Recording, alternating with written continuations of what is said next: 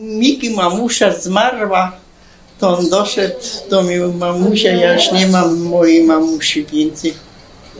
To po 3 dniach mu powiedziałam, teraz ja jestem twoją mamusią. Każdej matce życzę takiego syna jak ja mam. Te wieczór między 5 i 6 jest telefon z niego. To on mówi, shalom mamusia, ja cię kocham.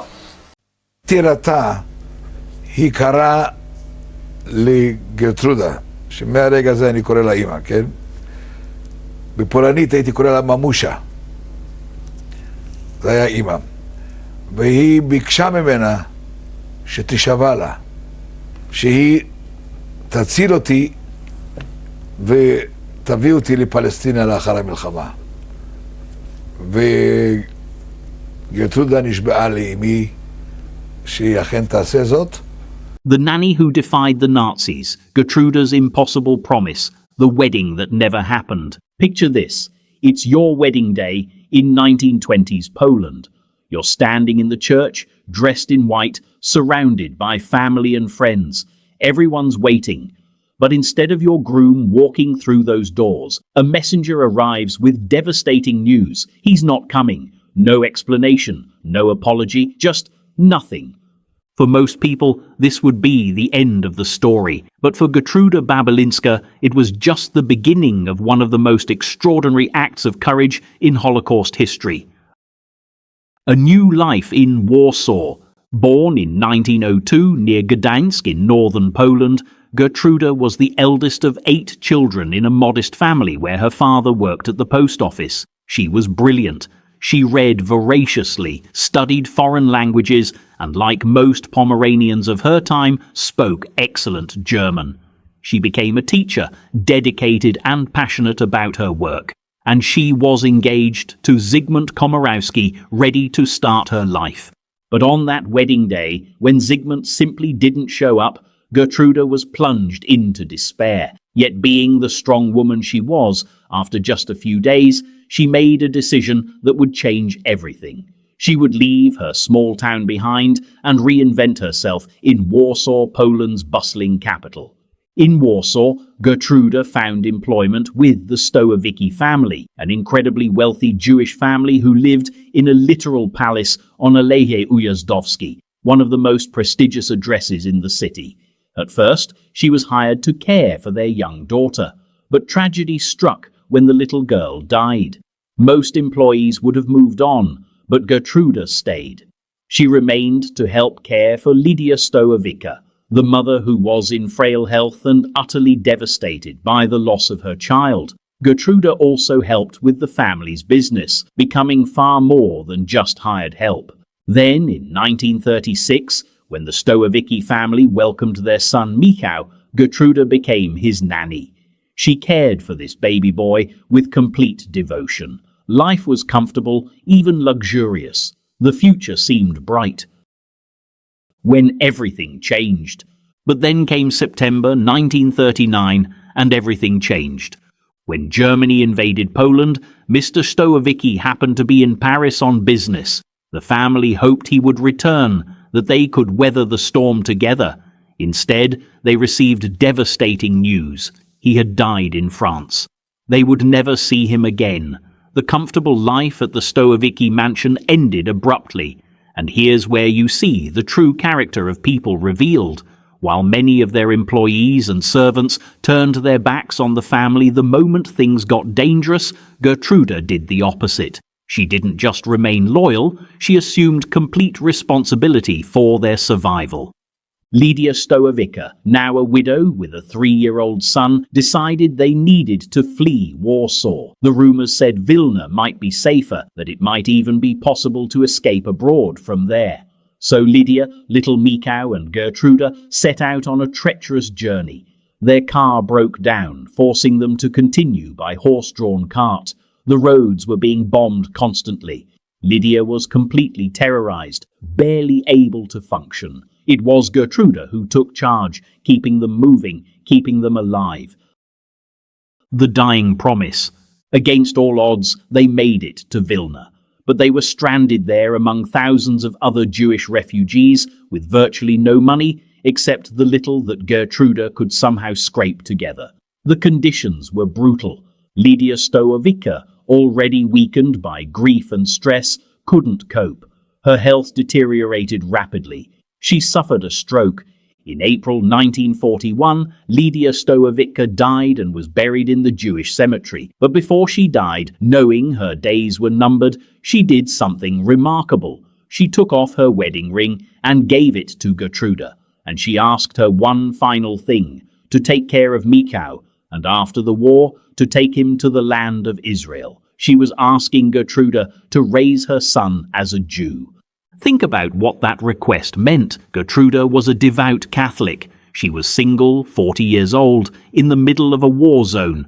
She had no legal claim to this child, no money, no resources, and she was being asked to protect a Jewish boy in territory that was about to be occupied by the Nazis. 2 months later, in June 1941, the Germans attacked the Soviet Union and occupied Vilna.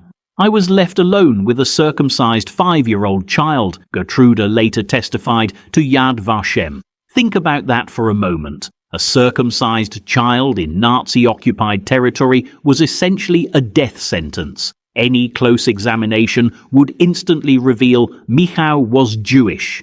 The killing of Jews began almost immediately. By September, the ghetto was established. Gertruda could have tried to save herself. She could have quietly disappeared, told herself she'd done enough, but she didn't. She demonstrated enormous resourcefulness, somehow managing to obtain false papers and a baptismal certificate for the boy. She had him registered as her nephew. Will you be my mother? But this created an impossible situation. Little Michał came to her and said, I have no mother, will you be my mother? Gertruda couldn't tell him right away. She asked him to wait 3 days for her answer. For 3 days, she wrestled with the weight of this decision. How could a single 40-year-old Catholic woman raise a Jewish child in Nazi-occupied territory? What kind of life could she possibly give him? What were the odds they would even survive? On the 3rd day, she gave Michał her answer. Yes. He was so happy that he threw his arms around her. Living on the edge of death, from that moment on, their lives became an endless series of near-impossible challenges. They had to move into a smaller room. Gertruda used her knowledge of German to make a living by writing petitions to the authorities on behalf of local people. In return, she received eggs, dairy products, and poultry. They were barely making ends meet, constantly in danger. The Germans conducted impromptu raids on the apartments of Warsaw refugees, searching for Jews in hiding. אבל אני זוכר איך שאספו את היהודים מהבתים ועברו מדירה לדירה. זה אתה זוכר. אני זוכר מסעיות עם יהודים שהובלו ונכנסו לחצר. זה אני כבר זוכר, כי זה היה דרמטי. אני זוכר כשבלילה היו באים אנשי הגסטאפו ודופקים על הדלת ונכנסים עם כל מאיים מאוד, עם כלבים, גרמנית חופשית. אז היא אמרה, אני גרמניה, מה אתם רוצים? ואני הייתי ישן, או הייתי במיטה, והפחד שלה היה שרק לא ירימו את השמיכה, ושיגלו שאני יהודי. הרגעים האלה, אני לא אשכח את העיניים שלה, שהיא פחדה, וכמובן, היא שכנעה את הגרמנים. From their window they could see the ghetto. They witnessed the roundups, the violence, the horror, and Gertruda, incredibly, sometimes went into the ghetto to help acquaintances she knew there. She was risking her life not just for Michał, but for other Jews as well. The Nazis had a particularly sinister tactic. They gave out poison candy to Jewish children. Gertruda had to teach Michał to never, ever accept food from anyone, no matter how hungry he was. The German doctor who chose humanity. Then Michał got sick. Gertruda faced an impossible choice.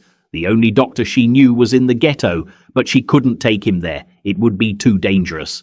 So she took him to a German doctor, lying and claiming she was Michał's older sister. After several visits, Michał recovered. When Gertruda asked what she owed the doctor, he refused to accept payment. He looked at her and said something extraordinary.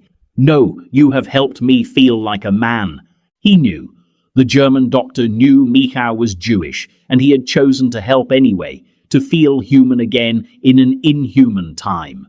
Throughout the occupation, Michał went to church with Gertruda. He learned all the Catholic prayers. He even became an altar boy. To anyone watching, he was just another Polish Catholic child. But Gertruda knew this was temporary. She knew that when the war ended, she would tell him the truth, that he was not Catholic, that he must always be Jewish, that she had made a sacred promise to his mother.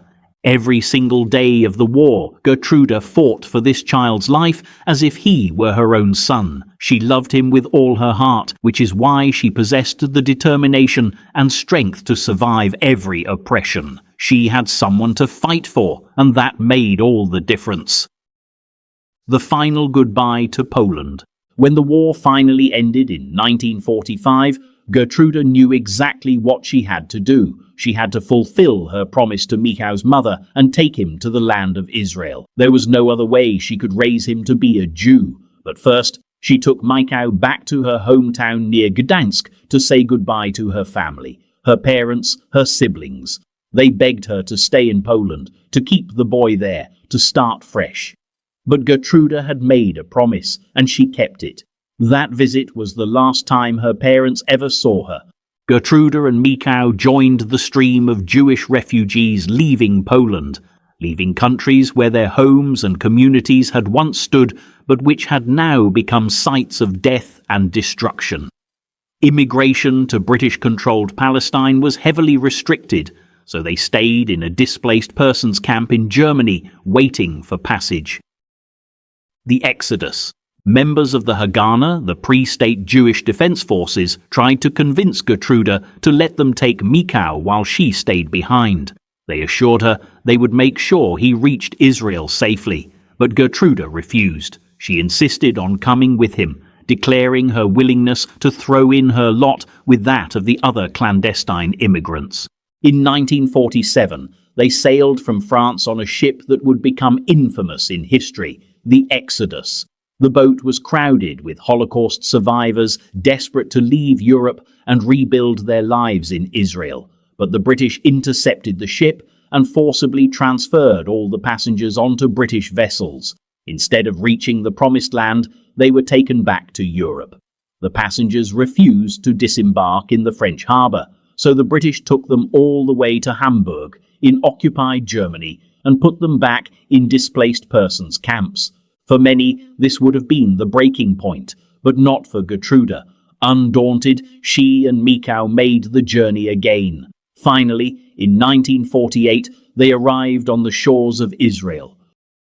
Betrayed by family, but Gertruda's challenges were far from over. They went to Michał's relatives in Israel, distant family members of his mother, who they hoped would help them get settled.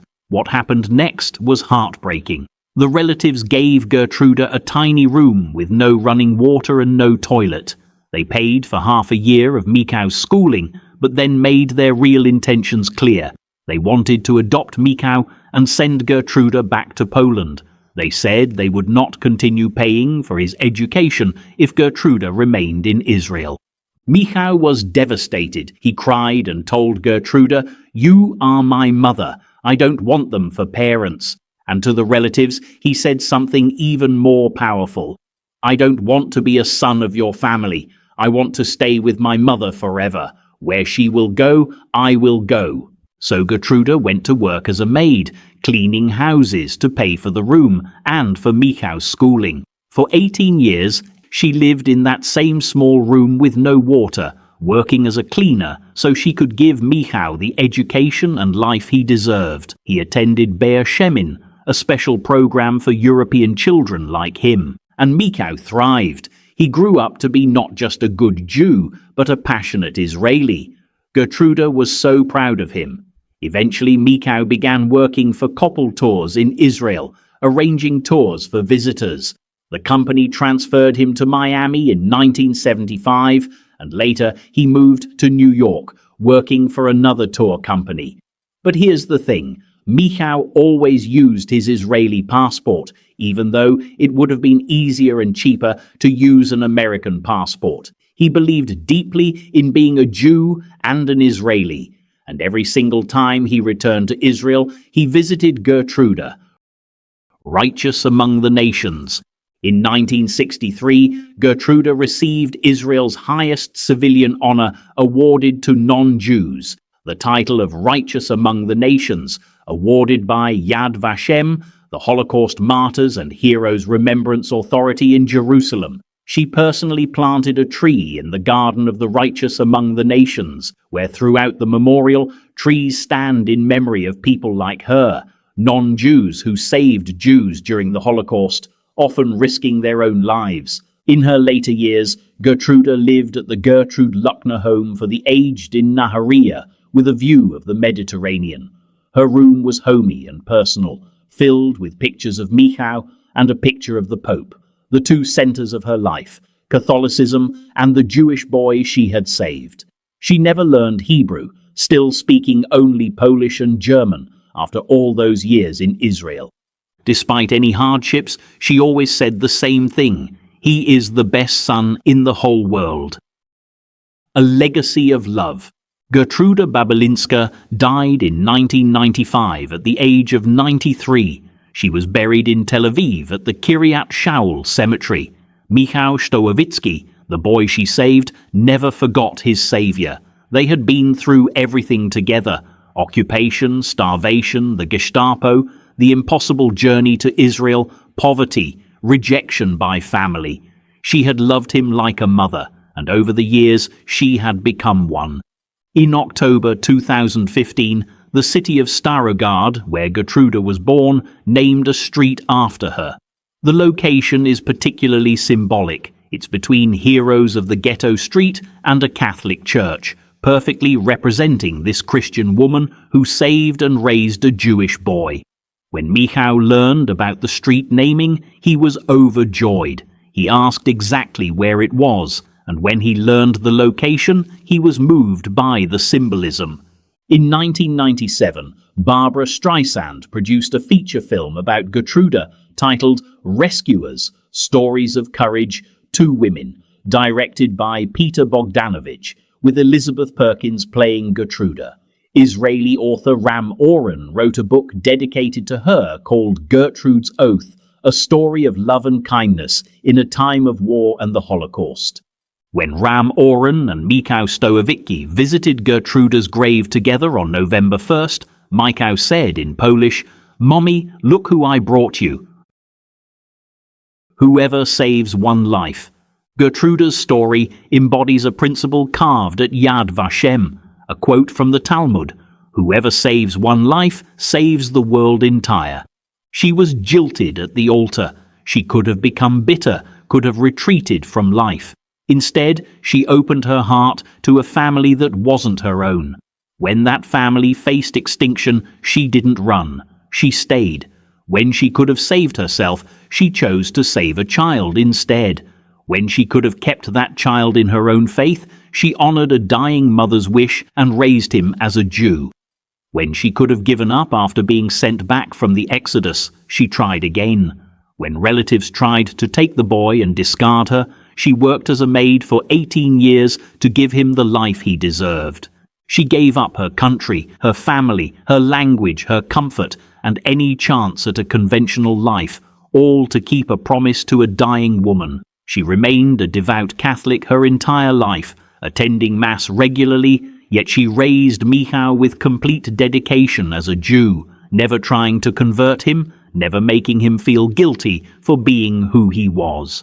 Gertruda Babilinska's story isn't just about surviving the Holocaust. It's about what one person, armed with nothing but love and an unbreakable promise, can accomplish against impossible odds. It's about choosing courage over comfort, sacrifice over safety, and love over literally everything else. In a world that tried to extinguish humanity, Gertruda Babilinska proved that love, real, sacrificial, unconditional love, can overcome even the darkest evil.